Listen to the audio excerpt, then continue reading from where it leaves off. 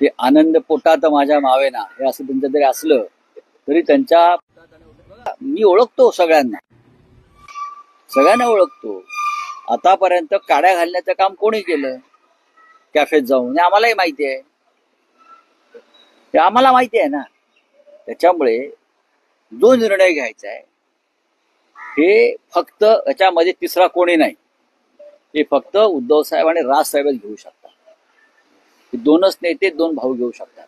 त्याच्यामध्ये कोणीही आपलं मत व्यक्त करण्याची गरज नाही.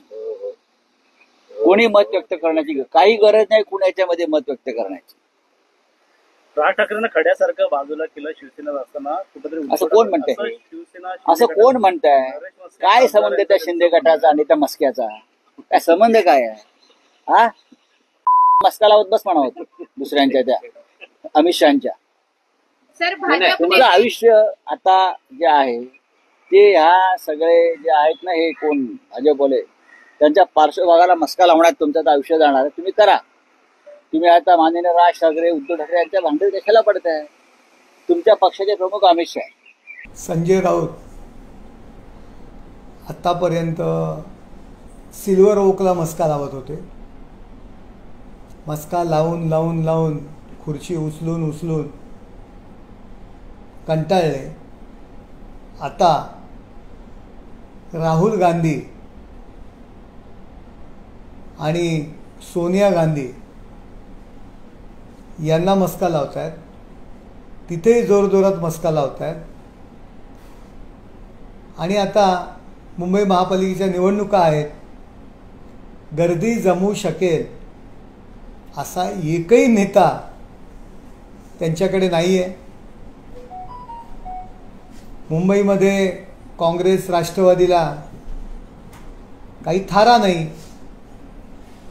आणि मुंबई महापालिका हे मलिदा देण्याचं स्थान आहे. ती महापालिका इनकमिंग आहे. मग ती जिंकायचे. मग आता राज ठाकरे यांना मस्का लावण्याचा प्रयत्न करतात. त्यांच्यावर अतिशय वाईट अवस्था झालेली आहे. उद्धव ठाकरे आधुनिक दुर्योधन आहे.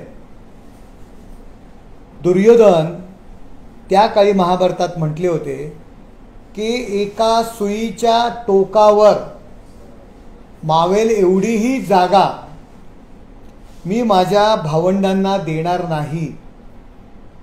तशाच पद्धतीने उद्धव ठाकरे आपल्या भावंडांशी वागलेले आहेत. त्यांच्या वागण्यामुळे राजसाहेब ठाकरे यांना सुद्धा शिवसेना त्यावेळी सोडावी लागली. ते राज ठाकरे साहेब पुन्हा उद्धव ठाकरे यांच्याकडे जातील का हो? किती मस्का लावणार?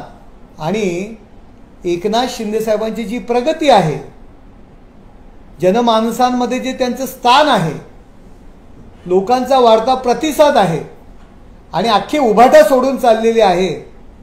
त्यामुळे हा जो काय पाटणकर काढा त्यांना जो एकनाथ शिंदे साहेबांनी जो दिलेला आहे ना, त्यांनी सुद्धा आता इलाज होत नाही. आता सगळीकडे त्यांना कैलास जीवन लावावे लागणार आहे. त्यांची अवस्था एवढी जलन होते, एवढा धूर येतोय आणि त्यांच्या शरीराची लाही झालेली आहे. त्यामुळे आता त्यांना कैलास जीवन लावावं लागेल अशी परिस्थिती संजय राऊत आणि उद्धव ठाकरे यांची आलेली आहे.